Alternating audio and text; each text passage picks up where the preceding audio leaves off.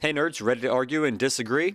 Yep, it's time for a list video. Time to get outraged that I included someone unworthy on my list of the top 5 DC on-screen villains. We're taking a look at all the DC bad guys from movies and TV shows and singling out the best of the worst characters. The bad guys who are more fun than their do-gooder rivals. The ones we love to hate.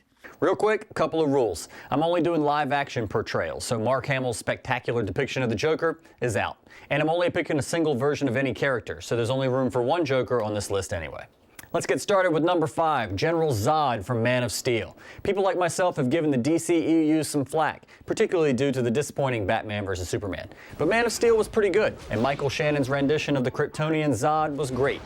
He was savage and ruthless and angry and powerful. He brought so much more energy to the character than the subdued version from the 1980s Superman 2. And to be honest, with Henry Cavill in the lead role, the movie needed Zod's explosiveness to distract us from Cavill's stiffness.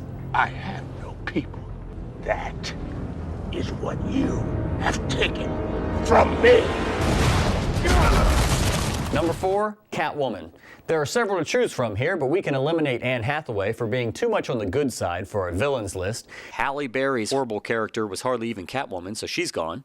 And although the other 3 are all good, Julie Newmar and Eartha Kitt from the 60s TV show come up a little short to Michelle Pfeiffer's Catwoman from 1992's Batman Returns. She was perfect in the role, bringing more bad than good and clawing the audience in with every second that she was on screen.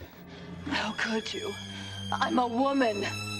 I'm sorry, As I was saying, I'm a woman and can't be taken for granted.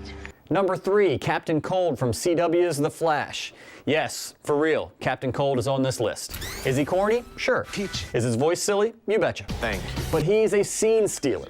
I love the show, but you gotta admit, it's soft. Captain Cold brings some fun snarkiness to the show, and he has great one-liners.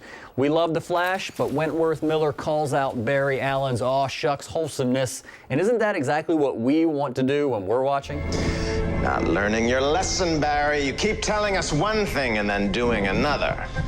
I'm done fighting. We know. And that's exactly the problem.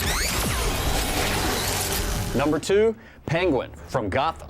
Oswald Cobblepot's story arc on the show, from pathetic lackey to shamed and shunned gangster on the run to savvy, savage crime lord, has been the best part of the show. He's neurotic and psychotic. He's absolutely ruthless and unpredictable. He'll kill anyone on either side of the law at any moment. He's sympathetic one scene, unforgivable the next. And Robin Taylor brings alive a side of Penguin we've never seen before. He turns what had been a 2D character into the dark and engaging spotlight magnet. My last one got stuck in your throat, so I'm thinking about shoving this one somewhere else. And no surprise here, I'm not going for a shocking twist of an ending. The number 1 on-screen DC villain has to be Heath Ledger's Joker from The Dark Knight. In fact, with all due respect to Voldemort and Darth Vader, this Joker may be the best villain from any movie ever. His look is completely original, his script was written to perfection, and Christopher Nolan's presentation was on point. Yeah. But Ledger brought such an original spin on the classic clown that could have been a disaster. He took away the Joker's trademark manic laughter and impish spastic pleasure in his crimes, and instead Ledger's is joyless and beautifully sinister. Let's put a smile on that face. He somehow brings depth to a character that really wants nothing more than chaos and anarchy. Although it's a cliche that I already used in this video, we love to hate him. It's impossible not to enjoy his sociopathic, murderous schemes. Perhaps that's what makes him so effectively creepy. Ledger's Joker makes us savor our own dark pleasures. See, madness, as you know, is like gravity. All it takes is a little push. So those are my top 5 DC on-screen villains, which are undoubtedly different than yours. Who did I snub and who did I unfairly reward? Let me have it in the comments below.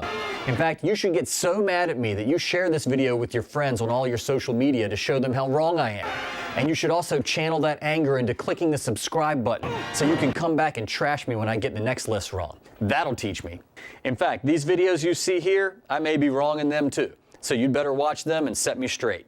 Until the next list, I'm Jeff, and I'll see you next time, which you won't miss if you subscribe.